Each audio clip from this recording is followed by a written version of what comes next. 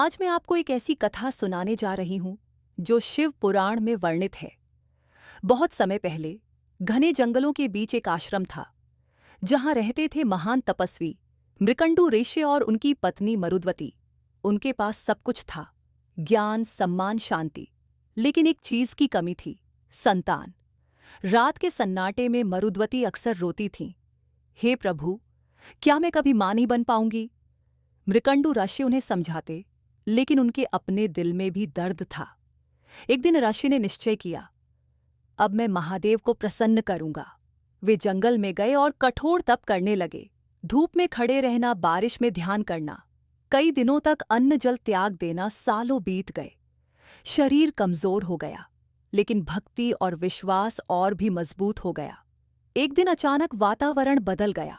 आकाश में बिजली चमकी, हवा में दिव्य सुगंध फैल गई, और तभी वहां प्रकट हुए स्वयं भगवान शिव। उन्होंने कहा, ऋषि मृकंडू, मैं तुम्हारी भक्ति से प्रसन्न हूं, वर मांगो।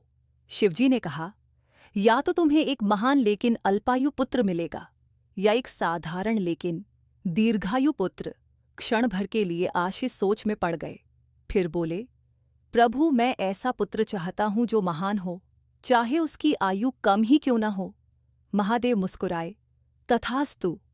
कुछ समय बाद उनके घर जन्म हुआ एक तेजस्वी बालक का, जिसका नाम रखा गया मार्कंडेय।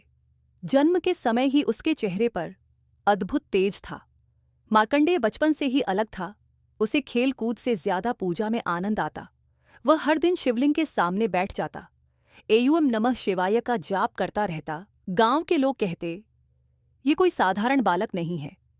जैसे जैसे वह बड़ा हुआ, उसके माता पिता की चिंता भी बढ़ने लगी। हर जन्मदिन उनके लिए खुशी नहीं, बल्कि दुख लेकर आता था, क्योंकि वे जानते थे 16वां वर्ष आखिरी होगा। एक दिन मार्कंडेय ने पूछ ही लिया, माता, आप हर समय उदास क्यों रहती हैं? आंखों में आंसू लेकर उन्होंने सच बता दिया। यह सुनकर भी मार्कंडेय शांत रहा। उसने मुस्कुराकर कहा, अगर मृत्यु निश्चित है तो मैं महादेव की शरण में जाऊंगा। अब उसकी भक्ति और भी गहरी हो गई। वह दिन रात शिवलिंग के सामने बैठकर महामृत्युंजय मंत्र का जाप करने लगा। ओम त्र्यंबकम यजामहे सुगंधिम पुष्टिवर्धनम। उसकी आवाज में इतनी शक्ति थी कि पूरा वातावरण पवित्र हो जाता था। धीरे धीरे वह दिन आ गया।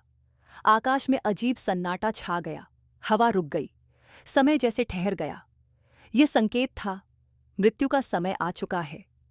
अचानक वहां प्रकट हुए यमराज। उन्होंने कहा, मार्कंडेय, अब तुम्हारा समय पूरा हो चुका है। मार्कंडेय ने डरने के बजाय शिवलिंग को कसकर पकड़ लिया और पूरी श्रद्धा से पुकारा, हे महादेव, अब आप ही मेरी रक्षा करें। जैसे ही यमराज ने पाश फेंका, वह शिवलिंग को छू गया। तभी जोरदार गर्जना हुई, धरती कांप उठी, शिवलिंग से तेज प्रकाश निकला। उस प्रकाश से प्रकट हुए स्वयं भगवान शिव। उनकी आंखों में अग्नि जल रही थी। उन्होंने गर्जना की, मेरे भक्त को छूने की हिम्मत कैसे की? महादेव ने अपना त्रिशूल उठाया और यमराज को रोक दिया। कुछ कथाओं में आता है कि उन्होंने यमराज को परास्त कर दिया। पूरी सृष्टि कांप उठी। फिर महादेव ने मार्कंडेय की ओर देखा, तुम मेरे सच्चे भक्त हो, आज से तुम अमर हो। मार्कंडेय ने उनके चरणों में गिरकर प्रणाम किया। इसी के साथ कथा समाप्त होती है। यह कथा हमें सिखाती है, सच्ची भक्ति से असंभव भी संभव हो जाता है। भगवान शिव अपने भक्तों की हमेशा रक्षा करते हैं। मृत्यु भी उस व्यक्ति को नहीं छू सकती जो सच्चे दिल से भक्ति करता है। अगर आप भी महादेव के सच्चे भक्त हैं तो इस वीडियो को लाइक करें, कमेंट में ओम नमः शिवाय जरूर लिखें और चैनल को सब्सक्राइब करना ना भूलें।